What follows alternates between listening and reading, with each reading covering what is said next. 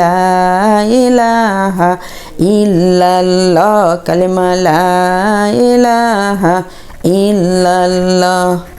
এই দুনিয়ায় এসে রে মা বোন আল্লাহর কোরআন গেছে ভুলিয়া, লা ইলাহা ইল্লাল্লাহ, কালিমা লা ইলাহা ইল্লাল্লাহ, কালিমা লা ইলাহা ইল্লাল্লাহ, কালিমা লা ইলাহা ইল্লাল্লাহ।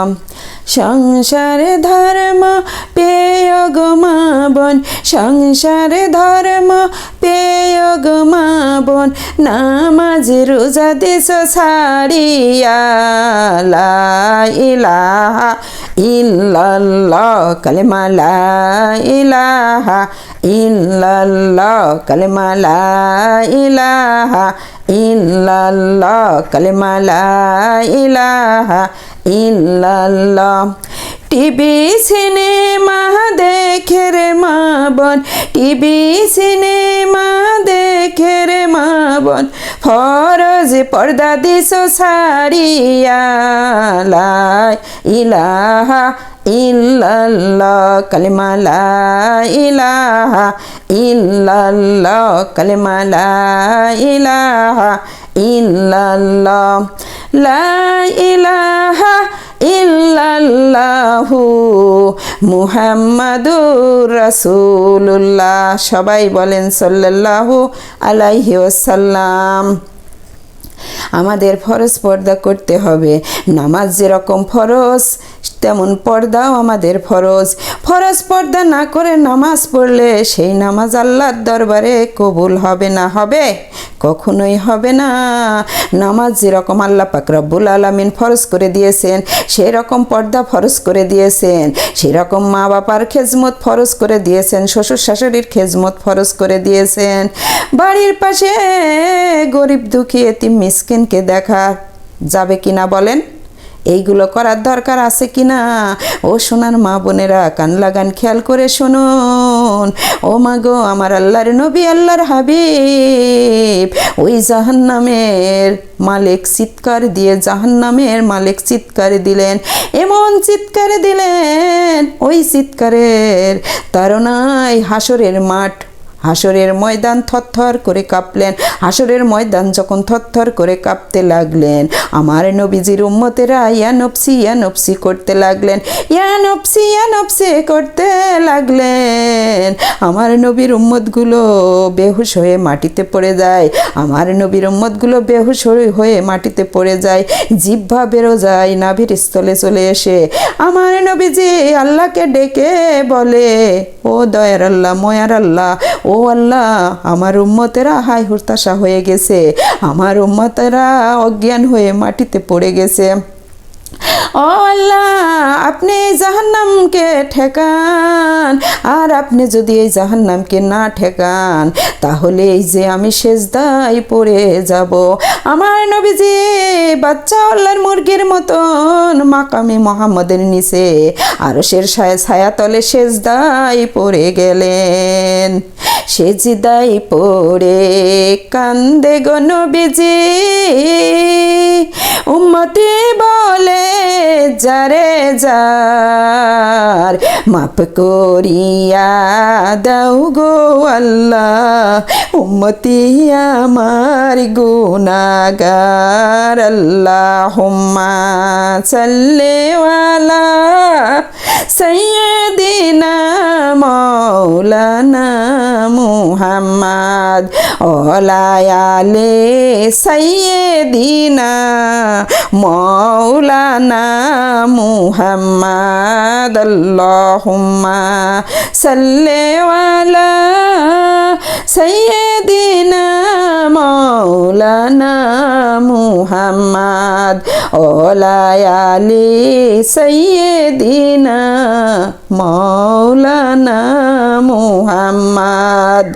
জিবরাইল এসে ডেকে বলেন, নবীজি গো কাঁদবেন না, আপনার ওই চোখের পানি আমার আল্লাহ সহিতে পারে না।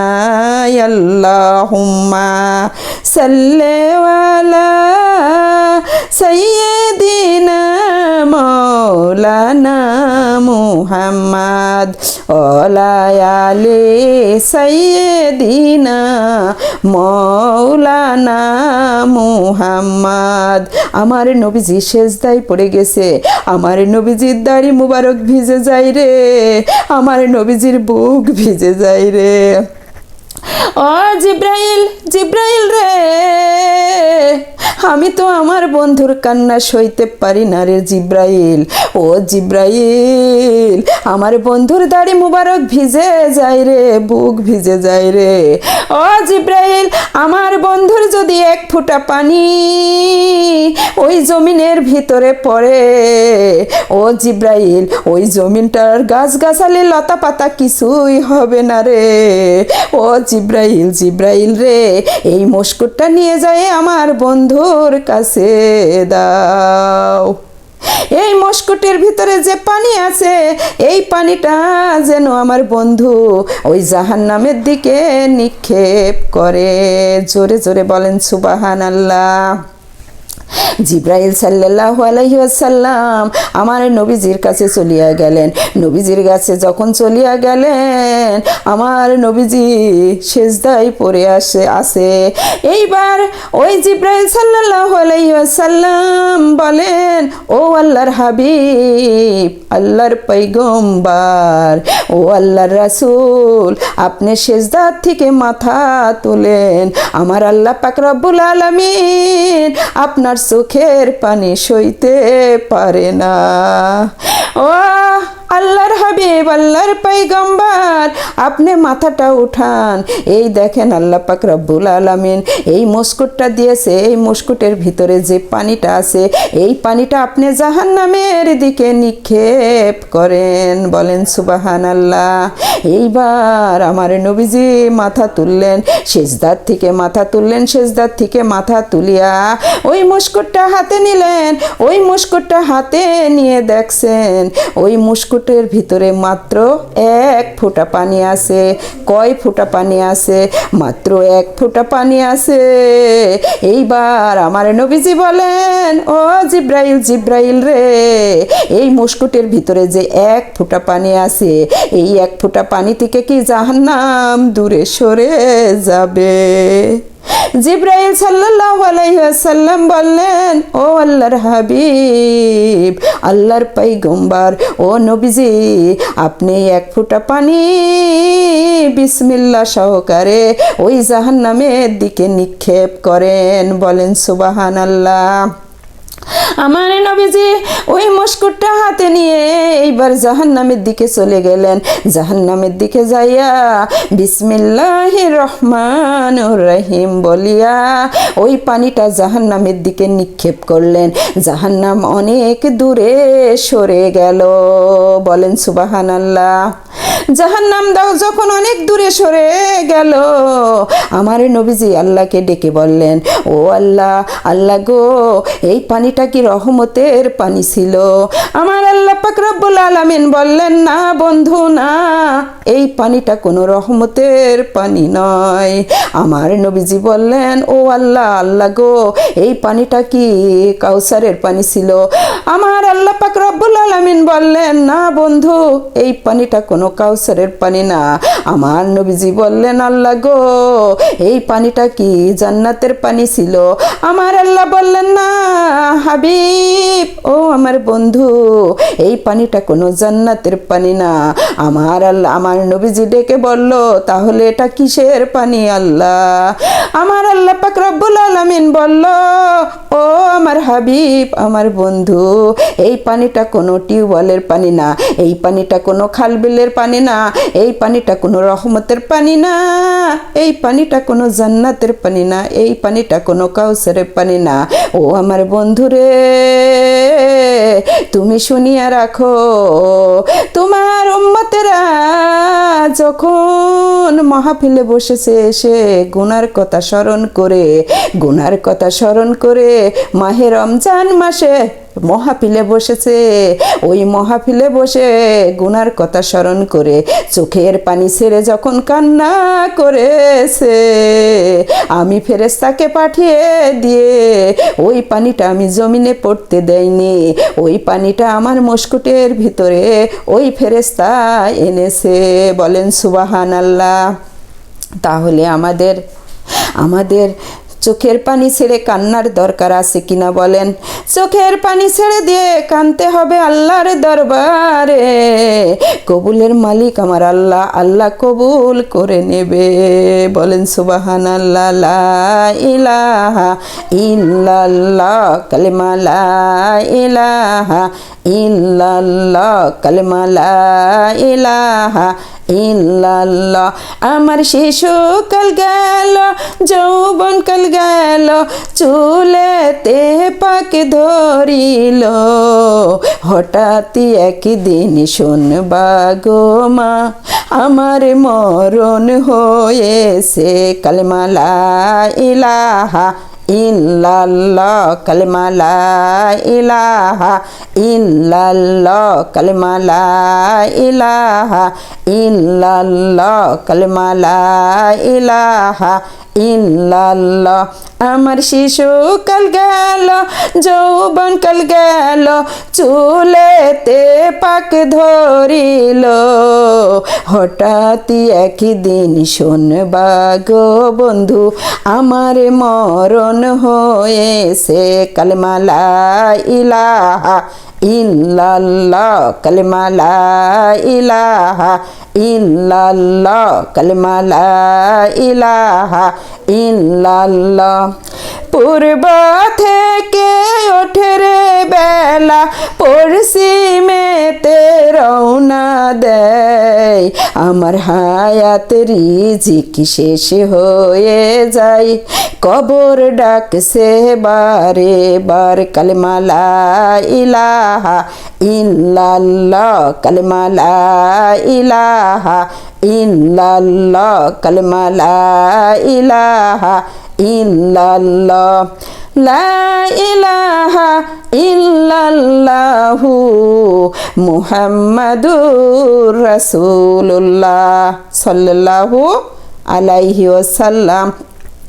আমার নবীজি শুনতে পাইলেন মা ফাতেমা ঘরের থেকে বেরোয় না, মা ফাতেমা অসুস্থ হয়ে গেছে। আমার নবীজি এইটা যখন শুনতে পাইলেন, বাবা কি মেয়ের কথা শুনতে পেয়ে ভালো থাকে? কখনোই থাকবে না। যে আমার মা ফাতেমার কি হয়েছে, আমার নবীজি তাড়াতাড়ি করে মা ফাতেমার বাড়িতে চলে আসলেন। এসে বলে, ও মা ফাতেমা গো, তুমি কোথায় মা? এইবার ফাতেমা আওয়াজ করে ঘরের ভিতর থেকে বলে, বাবা গো আমি ঘরের ভিতরে আছি। বলে, ও মা ফাতেমা দরজাটা খোলো, তোমার কি হয়েছে মা গো? তুমি দরজাটা খোলো মা, আমি তোমার বাবা এসেছি, তুমি দরজাটা খোলো। বলে ফাতেমা বলে, বাবা গো, ও বাবা আমি দরজাটা কিভাবে খুলবো বাবা গো? এমন একটা কাপড় আমার পরনে আছে যে কাপড়টা মাথা ঢেকলে বডি ঢেকে না, আর বডি ঢেকলে মাথা ঢেকে না। ও বাবা আমি কিভাবে আপনার সামনে যাইব? আমি তো যেতে পারছি না। এই কথা শুনিয়া আমার রাসূল বলে, ও মা ফাতেমা গো, তুমি তোমার দরজার উপর থেকে হাতটা বাড়াও মা। আমার মা ফাতেমা মনে করলেন বাবা মনে হয় আমার জন্য শাড়ি কিনে এনেছে। এইটা মনে মনে ভাবলেন। ফাতেমা যখন দরজার উপর দিয়ে হাতটা দিলেন, এইবার আমার রাসূল আল্লাহর হাবিব আল্লাহর পয়গম্বর বললেন, ও মা ফাতেমা, আমার এই মাথার পাকড়ি খানে তোমার মাথার ওন্না বানিয়ে নাও। জোরে জোরে বলেন সুবহানাল্লাহ। ও মা ফাতেমা, তোমার মাথার ওন্না বানিয়ে নাও। ও মা ফাতেমা, এইবার মা ফাতেমা ওই মাথার পাকড়িটা নিলেন, নিয়ে বললেন, আমার কত সৌভাগ্য, আমি দুজাহানের বাচ্চার মেয়ে মা ফাতেমা, যে আল্লাহর বন্ধু, যে নবী ছাড়াই আরশ কুল রুহ কলম কিছুই হতো না, আসমান জমিন সৃষ্টি হতো না, আমি তার মাথার পাকড়ি আমার মাথার ওন্না বানিয়ে নিলাম। বলেন সুবহানাল্লাহ। ও বাবা, আমি কত ভাগ্যবতী, আমি কত ভাগ্যবতী বাবা গো, আপনার মাথার পাকড়ি আমার মাথার ওন্না হয়ে গেছে। বলেন সুবহানাল্লাহ। এইবার আপনারা ভাবেন, এই যে আমাদের মাথার উপরে যে ওন্নাটা থাকে, একবার হলে ভাবতে হবে আমার নবীজির মাথার পাকড়ি আমাদের মাথায় আছে, ঠিক কিনা বলেন? এই যে মাথার উপরে আছে, এই ওন্নাটা আমরা বাজার থেকে কিনে নিয়ে আসি, কিনে নিয়ে আসার পরে যখন এই মাথার উপরে এই ওন্নাটা দিই, এই ওন্নাটার দাম বড় বেশি, ঠিক কিনা বলেন? এই ওন্নাটার অনেক দাম। নবীজির মাথার পাকড়ি মনে করে এই ওন্নাটা মাথায় পড়তে হবে, চুলগুলো সুন্দর করে ঢেকে রাখতে হবে, এই চুলটা অন্য পরপুরুষকে দেখানো যাবে না, বেদানা পরপুরুষকে দেখানো যাবে না, এই চুলটা বড় দামি, এই চুলটা আমার নবীজি খাদেজার মাথায় চুম্বন করেছিল, মা খাদেজার মাথায় চুম্বন করেছিল, এই চুলে চুম্বন করেছিল, সেই চুলটা আমরা হেফাজত করতে চাই কি চাই না? এই চুলটা আমাদের হেফাজত করতে হবে। আমার আল্লাহ রাসূল এই চুলকে সম্মান করেছে, এই চুলে চুম্বন করেছে, এই চুলের বড় দামি দাম। ও সোনার মা বোনেরা, কান লাগান, খেয়াল করে শুনুন, এই চুলটা আমরা যেখানে সেখানে ফেলতে পারি না, এই চুলে আমরা কলপ নিতে পারি না, কলপ নিয়ে হারাম, কলপ নিয়ে যে চুল কালো করে যে রাস্তাঘাটে চলাফেরা করো, বেদানা পরপুরুষ দেখে, এটা কল জিনার গুনাহ হয়ে যায়। বলেন নাউজুবিল্লাহ। এইগুলো করা যাবে না। আমার নবীজির কথা আমাদের মেনে চলতে হবে, হবে কিনা? নবীজি আমাদের জন্য শুধু কাঁদতেই থাকে, কাঁদতেই থাকে, আমরা তো নবীর জন্য কাঁদতে চাই না।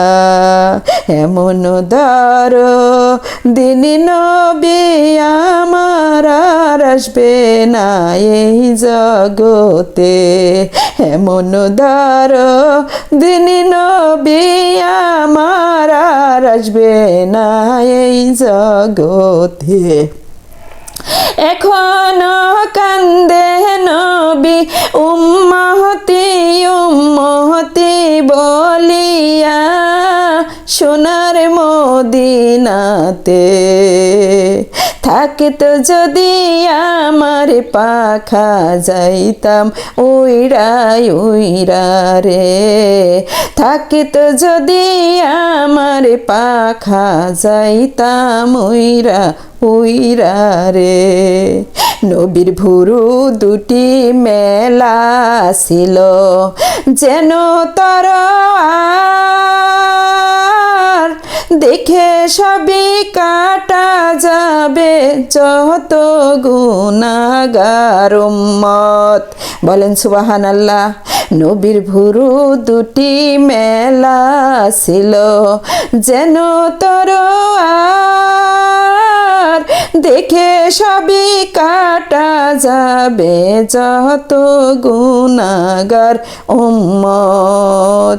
ওই দয়ার নবীর দেশে আমি, দয়ার নবীর দেশে আমি যাব কেমন করিয়া রে, থাকিত যদি আমার পাখা যাইতাম উইরা উইরা রে, থাকিত যদি আমার পাখা যাইতাম উইরা উইরা রে।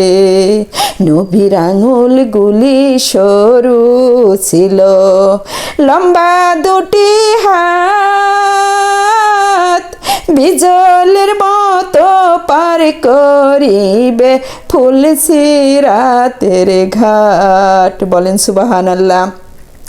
নবীর আঙুল দুটি সরু ছিল, লম্বা দুটি হাত, বিজলের মতো পার করিবেন ফুলসিরাতের ঘাট।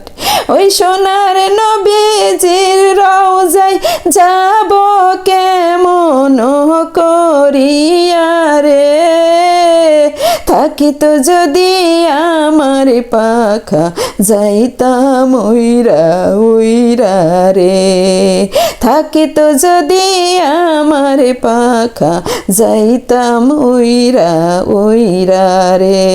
আমরা আল্লাহ পাক রব্বুল আলামিনের কাছে বলতে চাই যে আল্লাহ, যাদের অর্থ সামর্থ্য আছে তাদের হজে যাওয়ার নসিব করে দাও। আমার আল্লাহ পাক রব্বুল আলামিনের কাছে আমরা বলবো, যাদের অর্থ নাই তাদের একবার হলেও স্বপ্নের ভিতরে নবীর রওজা দেখার নসিব করিয়া দাও। জোরে জোরে বলেন সুবহানাল্লাহ। আমার আল্লাহ পাক রব্বুল আলামিন ফেরেশতাকে ডেকে বলল, ও ফেরেশতা, ফেরেশতা রে, আমি আমার বন্ধুর সঙ্গে মেরাজ করতে চাই। বলেন সুবহানাল্লাহ। আমি আমার বন্ধুর সঙ্গে মেরাজ করতে চাই। ও ফেরেশতা, এই যে জান্নাত থেকে তুমি অজুর পানি নিয়ে যাও, এই জান্নাতি পোশাক নিয়ে যাও আমার বন্ধুর জন্য, এই জান্নাত থেকে জান্নাতি বুরাক নিয়ে যাও। যাও ও ফেরেশতা, তুমি যাই আমার বন্ধুকে নিয়ে আসো। এইবার ওই ফেরেশতা চলিয়া গেলেন নবীজির বাড়িতে। নবীজির বাড়িতে যায় গেটে দেখছেন খেজুরের পাতা চাটাই দিয়ে গেট করা। এইবার ওই ফেরেশতা আল্লাহকে ডেকে বলল, আল্লাহ গো, আপনার বন্ধুর বাড়িটা এই খেজুরের পাতা চাটাই দিয়ে, ও আল্লাহ, আল্লাহ গো, আপনি কি আপনার বন্ধুর বাড়িটা সুন্দর করে বানাই দিতে পারেননি? এইবার আমার আল্লাহ পাক রব্বুল আলামিন বলল, জিব্রাইল রে, ও জিব্রাইল, আমার বন্ধুর বাড়িটা আমি সোনা দিয়ে মোড়াইয়া দিতে পারি রে। ও জিব্রাইল, আমার বন্ধুকে জিগাও আমার বন্ধুর বাড়িটা কেন এইরকম। আমার বন্ধু উম্মতের কান্ডার সাফায়াতের ভান্ডার। বলেন সুবহানাল্লাহ। এইবার জিব্রাইল সাল্লাল্লাহু আলাইহি ওয়াসাল্লাম বললেন, ও আল্লাহ, আল্লাহ গো, যদিও আপনার বন্ধুর বাড়িটা খেজুরের পাতা চাটাই দিয়ে হয়, তবুও আমার এই গেট দিয়ে ঢোকার ক্ষমতা নাই। বলেন সুবহানাল্লাহ। কিভাবে আপনার বন্ধুকে আমি ডাকবো? আমার ডাকার তো সাহস নাই। এইবার জিব্রাইল সাল্লাল্লাহু আলাইহি ওয়াসাল্লামকে আমার আল্লাহ পাক রব্বুল আলামিন বললেন, ও জিব্রাইল, জিব্রাইল রে, তুমি বলো বিসমিল্লাহির রহমানির রহিম। বলেন আল্লাহু আকবার। ও জিব্রাইল, তুমি বলো বিসমিল্লাহির রহমানুর রহিম। এই যে যখনই জিব্রাইল বললেন বিসমিল্লাহির রহমানুর রহিম, লিফটের মতন ওই গেটটা খুলে গেল। গেটটা খুলে যাওয়ার পরে আমার জিব্রাইল সাল্লাল্লাহু আলাইহি ওয়াসাল্লাম যখন বাড়ির ভিতরে ঢুকলেন, দেখলেন আমার নবীজি খেজুরের চাটার উপরে শুয়ে আছে। আমার নবীজির মাথার নিচে পাথরের বালিশ। আমার নবীজির পেটে 3খানা পাথর বাঁধা আছে। জিব্রাইল সাল্লাল্লাহু আলাইহি ওয়াসাল্লাম বলে, ও আল্লাহ, আপনার বন্ধু তো ঘুমাইয়ে আছে। পাথরের মাথা, পাথরের বালিশের উপরে পেটের মধ্যে 3খানা পাথর বাঁধা আছে। ও আল্লাহ, আপনার বন্ধু তো ঘুমাইয়ে আছে, আপনার বন্ধুকে ডাকার আমার সাহস নাই, আমার সাহস নাই। আল্লাহ গো, কিভাবে আপনার বন্ধুকে আমি ডাকবো? আল্লাহ পাক রব্বুল আলামিন জিব্রাইলকে ডেকে বললেন, ও জিব্রাইল, জিব্রাইল রে, আমার বন্ধুকে তোমার ডাকা লাগবে না। তোমার গালের ভিতরে জিহ্বাখানি আমি বড় ঠান্ডা বানাইছি। ও জিব্রাইল, ওই জিহ্বাখানি আমার বন্ধুর কদমের ভিতরে লাগাও। জোরে জোরে বলেন সুবহানাল্লাহ। এইবার জিব্রাইল সাল্লাল্লাহু আলাইহি ওয়াসাল্লাম যখন কদমের ভিতরে আমার নবীর কদমের ভিতরে ওই জিব্বাখানি লাগাইলেন, ওই ঠান্ডা পেয়ে আমার আল্লাহর রাসূল উঠলেন, উঠে বলেন, ও জিব্রাইল, তুমি কেন আমার কদমের ভিতরে চুম্বন করলে? তুমি এত আসো আমার উপরে ওহি নিয়ে আসো, কোনোদিন তো তুমি আমার পায়ে কদমে তুমি চুম্বন করনি, তুমি আজকে কেন আমার কদমে চুম্বন করলে? বলে, আল্লাহর হাবিব, আল্লাহর পয়গম্বর, ও রাসূল, আপনার সঙ্গে আমার আল্লাহ পাক রব্বুল আলামিন মিরাজ করবে, আপনাকে আমার সঙ্গে যেতে হবে।